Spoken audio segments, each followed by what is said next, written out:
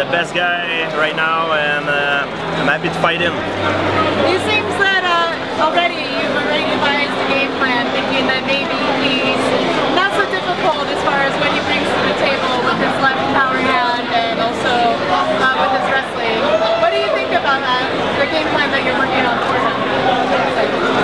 He's a very dangerous fighter, and he brings a lot of problems on the table. He's very powerful, very athletic, and he's a great wrestler, great striker, so he's very well-rounded. It's going to be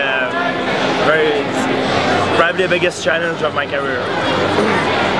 Now, a lot of people are saying that, it's similar to Lyman and Silva. It's very similar defenders with you. A lot of people view this as one of the major tests of your career. And you kind of touched on that, but what makes him so dangerous? He's very well-rounded and got knockout power. Very great accomplished wrestler. He's very skilled, He's very athletic too. He's a mix of athleticism and skill, and I'm excited for the fight. A lot of people think that his wrestling may be better than yours come to cage, but you are arguably one of the greatest wrestlers to ever step inside a cage. How do you compare your guys' wrestling to see on tape? I don't know. We'll find out November 16. I'm very confident with my skill, and I know he's very confident with his. So we're gonna solve our differences in the octagon. Do you think the fact that he's a southpaw presents a problem? It's a problem, like any other problem that you bring on the table. I've fought southpaw before. I'm gonna make I'm gonna prepare myself the best I can, and make the best do the best I can do. Well, but TriStar, for us, the hobby, you guys always have a way of bringing in specialized training partners for the camps as you find necessary. Who do you plan maybe to bring in for this one? Well, I'm gonna spar with a lot of professional boxers that are southpaw, very high level. Bring some other guys. Yeah, we're gonna work on this during the next couple weeks. George, still very early, Freddie Rhodes said that he sees this fight going similar to the Josh Koscheck fight. Would you agree that this fight has the potential to go the exact same way? It could be, but it's a different problem. It's Hendricks is different than Josh Koscheck. He's a southpaw. Different style, We'll see what's gonna happen. I'm not sure. We'll see. And have you changed anything in this camp, as opposed to prior camps? Is there anything that you're doing different? I'm not really doing camp in my life. I always train. As you can see my face, I have some bruises. I'm in shape right now. I'm always in shape. When I'm not training for a fight, I help my training partner to get ready for their fight. So it's give and take, So I help my training partner, and they help me when time comes for the fight. Does your diet change at all as it gets closer to the camp? And what does it consist of these days? Consists of eating whatever I want and enjoy my life. That's the way it is. I'm very lucky. I have a good genetic for that. My family, they don't do any sport, and they're very thick. My sisters has abs, and they have 2 babies. They're very. It's good genetic. I'm very lucky for that. I don't get fat, so I can eat pretty much whatever I want. But I always do keep myself in shape. That's what helps. I'm a martial artist. It's part of my lifestyle to train. So I don't train because I have to. I train because I want to. This is the first time that you've fought for a long time outside of Canada. What are your thoughts on being here in Las Vegas for the title fight? It's been probably the first time in more than 2 years. I'm very excited. I started my career in UFC here, and that's a place I fought the most in my life. It's in Vegas. So I fought more time in Vegas than anywhere else in the world, So I'm very excited to go back in Vegas. It's my favorite place to fight in the world is Las Vegas. It's a fighting capital city of the world, and there's something very special about this city, and the vibe is everything is very special. I'm very excited for this fight.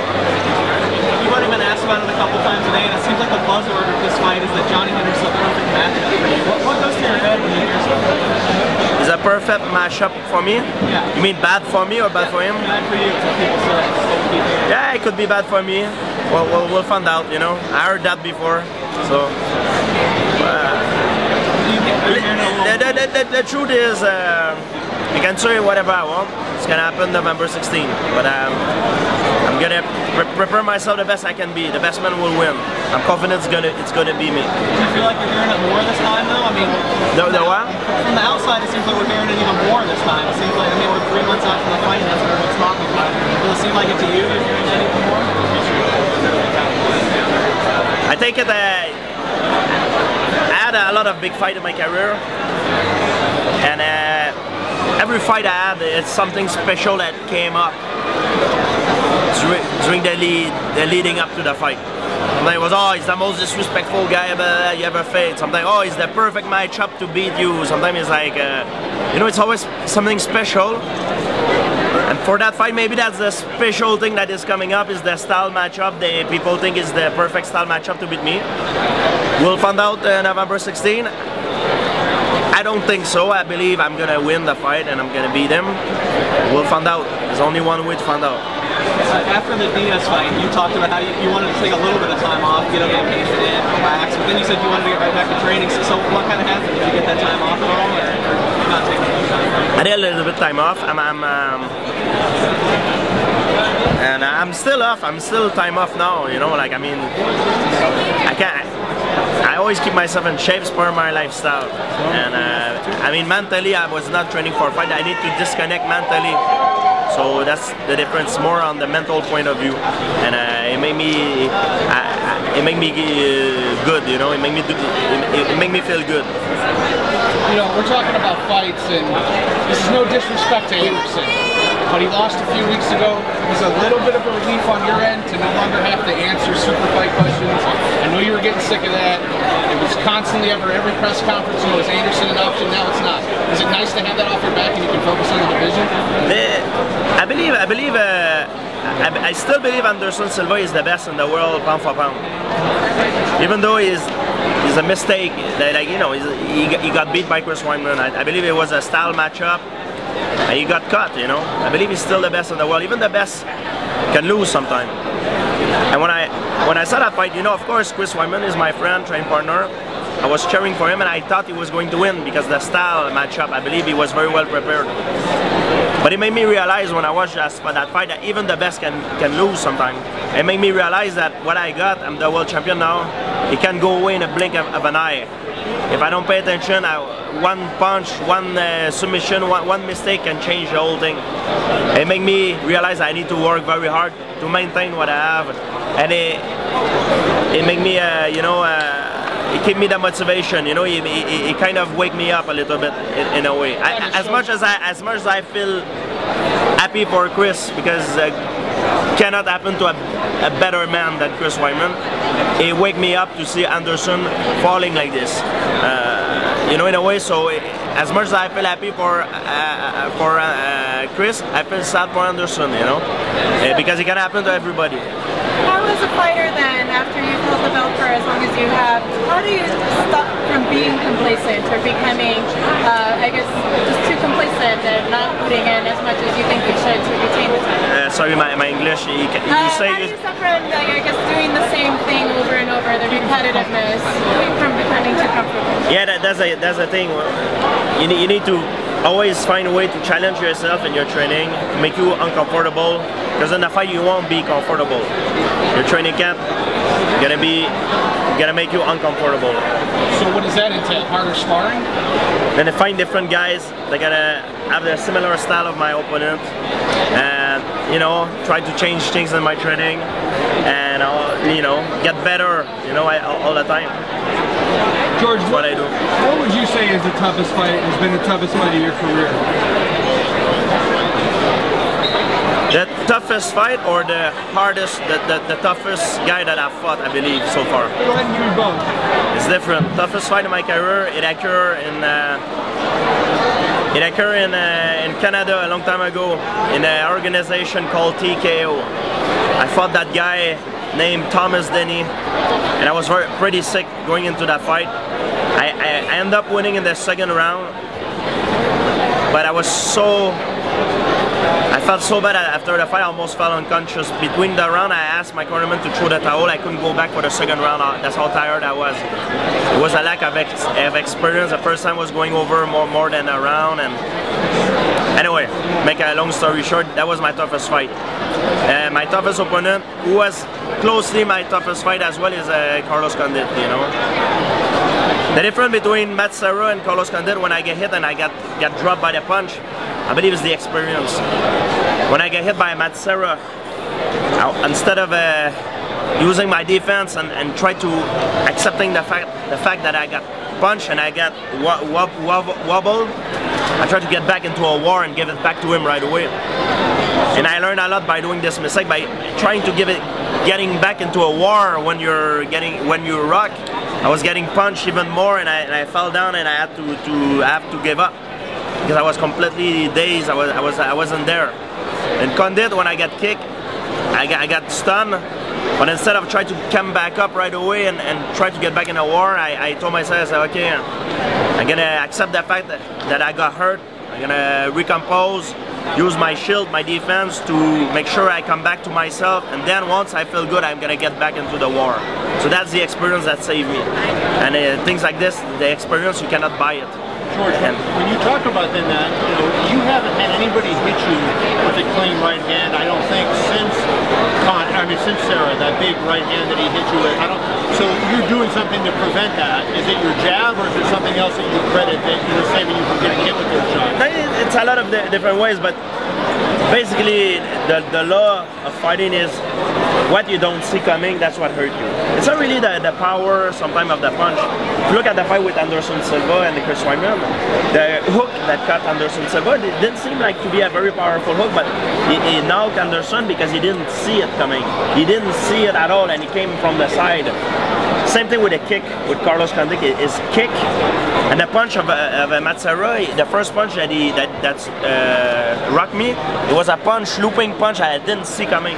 And Carlos Condit, same thing. It was a kick I didn't see coming. I was okay on him. He ducked on the side, and his kick came here. I never saw it coming, and that's what hurt you. Things that you don't see coming, that's what's gonna hurt you. Johnny throws those looping punches. Yes. They seem to come from weird angles. So is that something you make an adjustment in the fight to? It's important to keep your eyes open. Make sure you have the good vision of what is coming. If you see it coming, it's no problem. You take it. You know. No, it still hurt, but you kind of roll with it. Yeah, you might not get hurt. If you don't see coming, now is the big problem. That's a big problem. George, what did you think of Rory McDonald's fight against Jake Ellenberger? I believe it was a great fight. I texted Rory. I said it was a very great fight. He stuffed a very, very dangerous opponent in Jake Ellenberger. A lot of people give him criticism, but the truth is, you know, it's not only because Rory is my friend and training partner, you know. The truth is, we all knew by watching the fight, Rory was winning the fight. He was doing well. He was like, he was beating Jake Ellenberger. It was up to Jake to take a risk, to change the momentum of the fight. And not to Rory. You know, when you fight, as people don't understand, if you're winning the fight and you're doing well, you're winning, it was up to your opponent to change the momentum, to capitalize, because he was not, you know, everybody knew he was losing the fight. So I think Rory did a great fight. You don't brawl with a brawler, and I think he did a very good fight, very smart. He shut down Jake Ellenberger, and not only that he shut down a very, very dangerous opponent, he make it look relatively with ease, you know, with kind of easy, you know, in a way. Did you hear Dana's comment about Rory? No, I don't watch the internet, but may I tell you personally, I don't care what people say. Me, that's what I believe, you know. Yeah, Dana criticized me and said, you know, you got to make something happen so people want to see your next fight. Yeah. And he said nobody wants to see his next fight based on the way he fought. You know, just, you know, kind of your I think it's more in this situation. I think it's up to the guy that is losing the fight to push, to create something. Because you're losing, you know, you're losing. You have to do something. You have to go for a blitz, you know, like, or all in, or, you know, that's what you need to do, you know. If I'm losing a fight, let's say I'm losing a fight, and I know I'm losing, I'm gonna do something, change the momentum. I'm gonna take a risk. Even though the risk, I have the risk to be knocked out or submit, but I'm gonna create a risk, try to change the momentum of the fight. That's the game of fighting. That's the law of fighting. If you want to have a long career, fight well, be successful, you know. That's how you have to do. You don't brawl with a brawler. Try to brawl with a brawler, you're gonna end up at 30 years old, like be like, you know, like no, you don't want to be like this, you know. This is crazy. Like that's me. Rory is my friend, and most importantly, Rory, for me, is not only a fighter, he's my friend, and I like Rory. And I even text him after a fight. I believe it was a great fight. For someone who knows fighting, I believe it was a great fight. Great that jab going. Yes. On the other side, for Jake, I don't believe it was a good fight for Jake. I believe Jake should have do something try to change the momentum. And he did at the end, but it was too late. It was a little bit too late. George, Kevin talked about Dana's comments. Dana also made some other comments. I know you and Rory have been vocal about not wanting to fight each other, but Dana pleads that it's a different scenario behind closed doors. How does that make you feel, knowing that Dana is saying that Rory is telling him something different behind closed doors? Rory and I were friends, you know. I don't know what to say. I'm friends with Rory, you know. We text, we call each other, you know. We call, you know, we're friends. But does it bother you that Dana is saying that behind closed doors he will fight you? No, you know, I don't mind. I know Rory is my friend, and there is other ways to do things. And you know, now I'm focusing on Johnny Hendricks. That's what I'm focusing on. What if Rory did change his mind and come out one day and say, yeah, you know what, I do want to fight GSP, I changed my mind. Would that upset you, or would you feel where he's coming from being a challenger? What would you think? But see, this is the hypothetical world that the reporter, you guys want a story to make a conflict happening with me and Rory. It's not gonna happen. Rory and I we're tight, we're friends. It's not so much that we're trying to create conflict, it's the fact that you guys could be the #1 and 2 guys in the world, and potentially fans might want to see that matchup.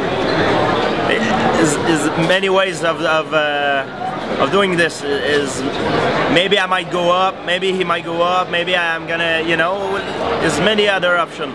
And I have planned for my career, you know. Like I cannot tell you everything, guys. But I have, you know, there is other ways of doing things, you know.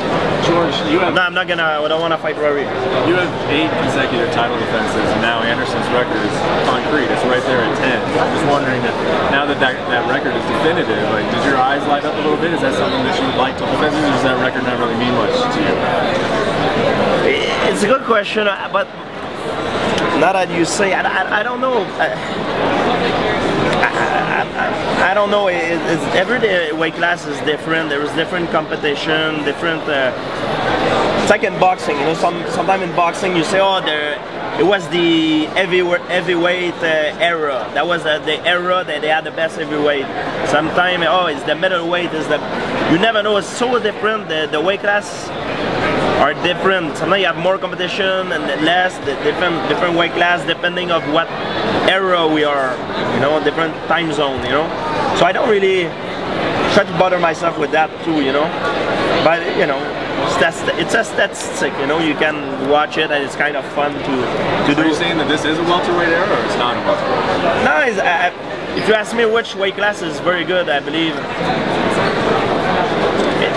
It's hard to say. The 155 is very good too, I believe.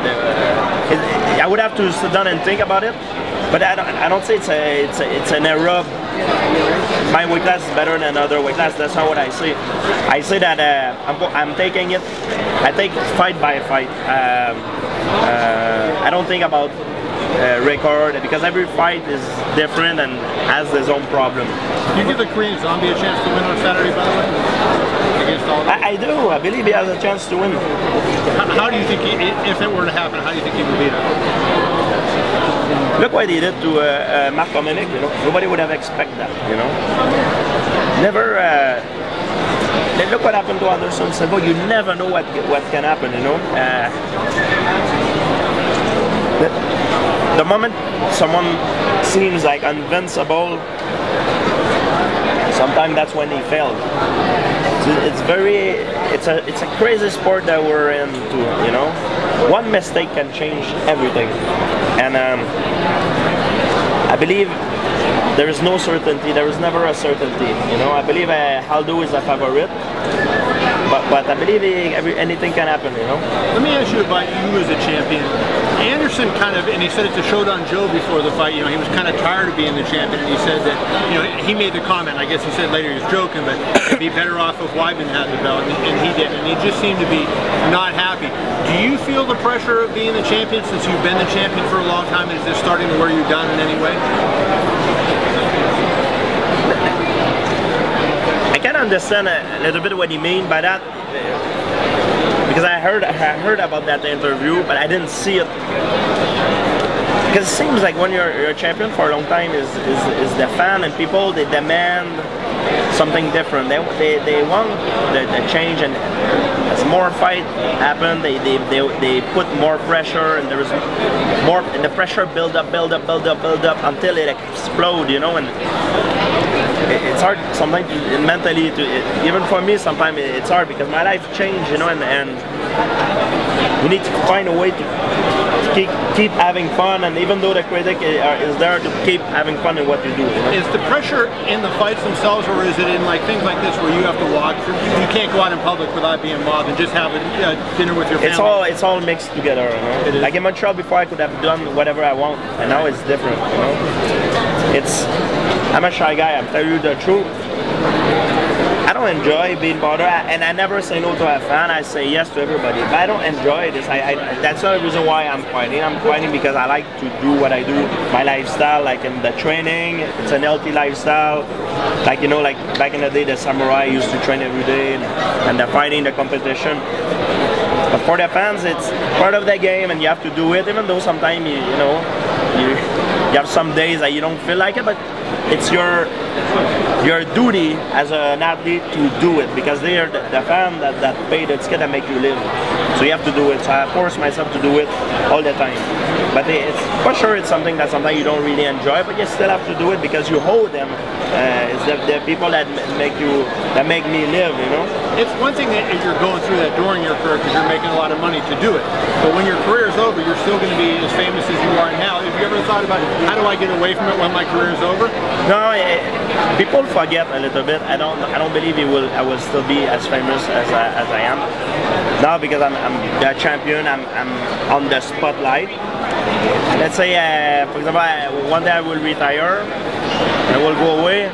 After maybe 3 years, the people will start to forget a little bit. Some people will still recognize me, it won't be as much. You know? Muhammad Ali hasn't fought since what, 1980, and everywhere he goes, yeah, it's Ali. But he's Muhammad Ali. I'm Georges St-Pierre. You know, Muhammad Ali is there. You know, we're talking about a different person. Muhammad Ali is like you know, Tiger Woods. He's like, you know, like the Michael Jordan. You know, but I'm sure if you ask Jordan, right, you know, even Jordan, or any guys like Mike Tyson back in the day, or Mike Tyson now, you know, maybe because now they do the movies too. But if you talk about an athlete that retire, maybe I think after a few years it go down a little bit. One last question about that. What's the craziest encounter you've ever had with a fan? Like, have you ever had somebody follow you in the bathroom to talk to you, or any kind of crazy stuff? The craziest story I had with a fan happened in the airport of Toronto. I was going to Las Vegas, and I took a flight Montreal, Toronto, Vegas. So from Montreal I flew to Toronto, and during my connection I had to go to the bathroom. When I arrived in the bathroom, there was a lot of people, and it was a few years ago, like 2-3 years ago. So I wait in line, and I go to the bathroom.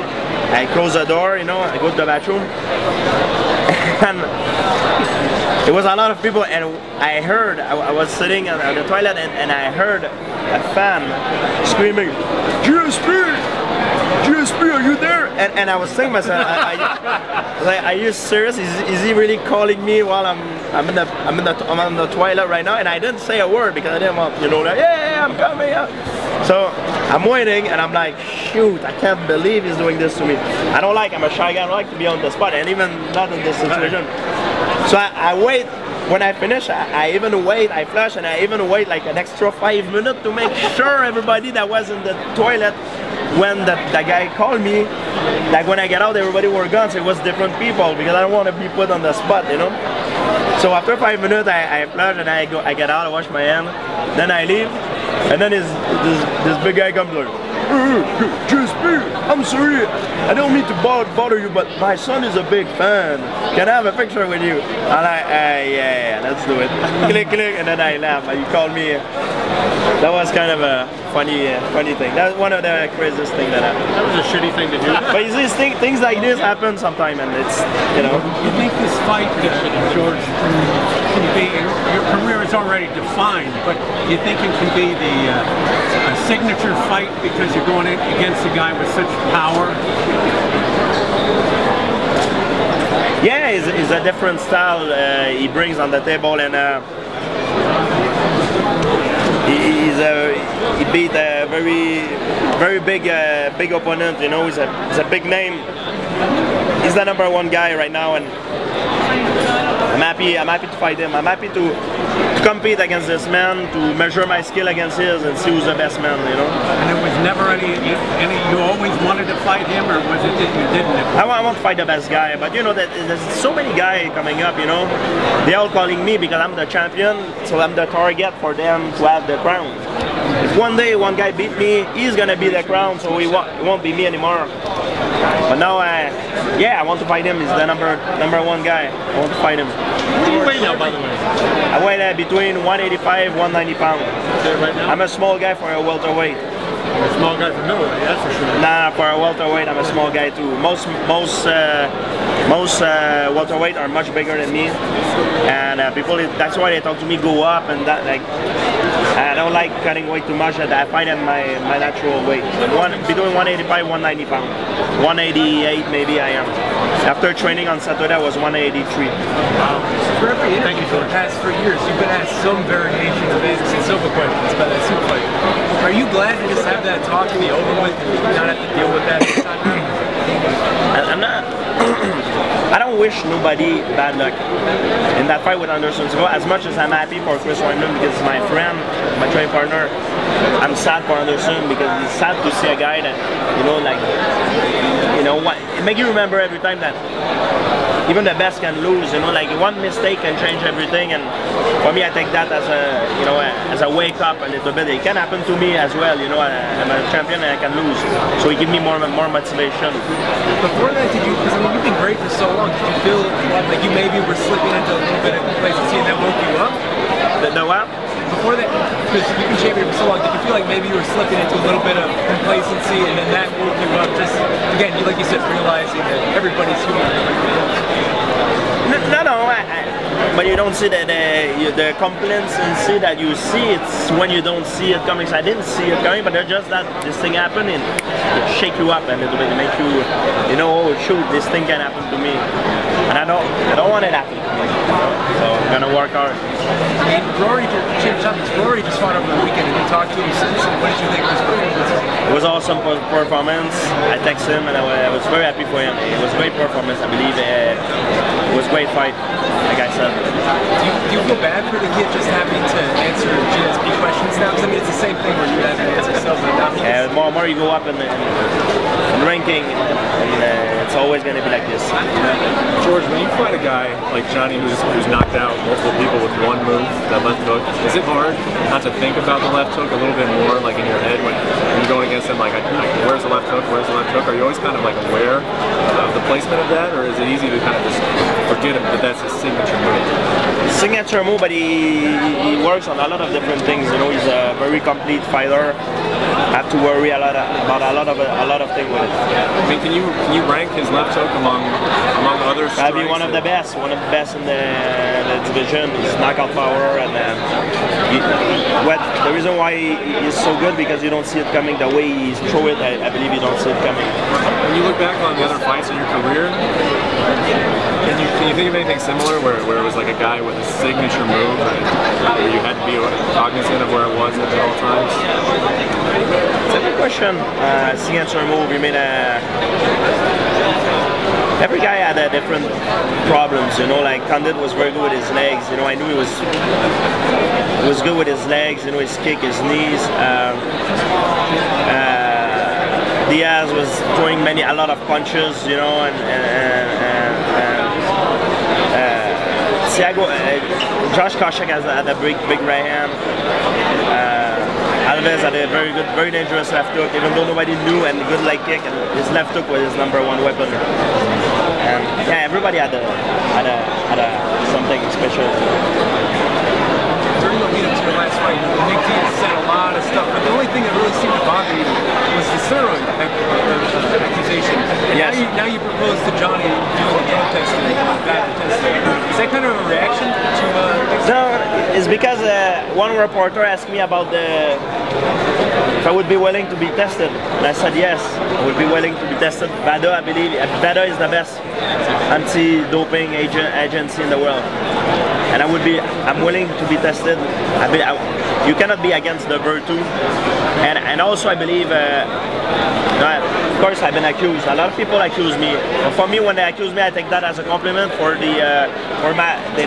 I believe it's they compliment my athleticism, and I want to prove also it's possible to be champion without using drugs. And I know VADA is the most professional. Is the best for that. It's the world anti-doping agency, and I know. Johnny is a good competitor too, and he's a great athlete. Come from wrestling background. I believe it's a good thing to do it for the sport. And for me, like I said, the guy asked me the question. I wouldn't mind even to do it for the rest of my career. Of course, it sucks. They can come anytime. You have to give your address and in the morning, or it sucks, you know. But if it's my sport, it could be an inconvenience of my job. I'll do it, no problem. And I'm ready to pay myself, because I'm the champion, to pay myself for the test. To all from my purse, I pay for the test myself. You are this yes, because I'm the champion, so I pay for the. For his as well? Yes. I remember. That's why I'm ready. I'm ready for doing it, and that's a point I want to make, and you know, and yeah. That's why I said I believe you cannot be against the virtue. And even then, you were talking about the differences between Johnny and Nick. Obviously, the lead up to Nick, there was so much background noise. Are you kind of glad just to be done with that? And this one's going to be very different. It's going to be a lot more respectful. And the talking never hurt nobody. Comes in one hair and go out the other. I don't care. I don't mind, you know. It makes just the fight more interesting. But Johnny, you don't need to speak. I know he's a gentleman, and he's great, skillful athlete. His performance speaks for himself. You don't need to do that, you know. Fighting outside Canada relieves pressure. Yes, because there's also one thing. When I fight in Montreal, I have to do the interview French and English. When my opponent, he only speaks English most of the time. So it's double press, double thing of PR. Now I'm happy fighting back in US, and that's where I started my career with UFC. And I'm very happy coming back in Vegas. For me, it's very happy. I have more fight here than anywhere else in the world, and this is truly Las Vegas, the capital city of the world for the fighting sport. Last one, guys. Do you consider Vegas your home? The who? Do you consider Vegas your home? Yeah, Vegas is my home for the fighting. I fought more in Vegas than anywhere, even more than in my place where I'm born. I love Vegas. I have my spot, my restaurant, my things, you know, that where I like to go. I like Vegas, you know. Don't forget, I stay here for the Ultimate Fighter too, so I kind of yeah, it's my very comfortable here. I like Las Vegas. Right, so going back to Anderson Silva really quickly. Obviously, he's never been as much of a safe fighter. He kind of goes out, takes chances, goes out, and now it kind of bit him a little bit. You're obviously a much safer fighter. Does that kind of just watching such a bizarre ending to his reign? Does that kind of validate your style and protect yourself above all else? No, because that's how I am successful as a fighter. Anderson Silva is very successful when he do this thing. He get into his opponent's mind, and Anderson Silva is a genius. He won't, during the fight, that you think that you don't even belong in the ring with him because he's too good for you. That's why you want his opponent thinking. He's a genius. If you look at the fight with Weidman, he did a lot of crazy things, but he didn't land one significant strike to Chris Weidman. He landed some good leg kick, but he didn't land significant strike that really hurt Weidman. But because of his game, he make it look like he was dominating the fight. So it's an illusion that he creates, which is very smart because he can get into your opponent's mind. And Chris did very well. He stayed focused, you know. At one point I was afraid he was starting to believe the hype and man. But he stayed focused and he did well. And obviously Anderson, he got cut. You know, he just got cut. But I still believe Anderson Silva is the best in the world. That's what I believe. So then you think you beat Weidman the second time? You think Weidman will take it? I don't know, because I believe Weidman was very well prepared, and I know the people who prepare Weidman, they're very smart. It's not always the best team win the game in baseball or in football or in hockey. It's the team that come the most well prepared and play the best match. Same thing in fighting. It's always the best fighter that win the fight. It's the fighter that will fight the best fight, that will win the fight the night of the fight. It's one thing people they don't understand sometimes. All right, thanks, George. You're going to do the square off photo now? Yes, yeah. And that's it. Yours? Yes, please. Sorry, don't jump right in the way. Alright guys, I'm going to step out of the way here. Alright.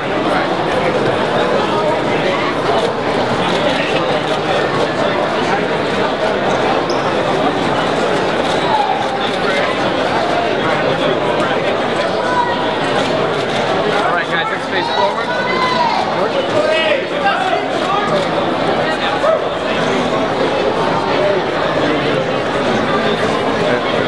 I don't want to touch it.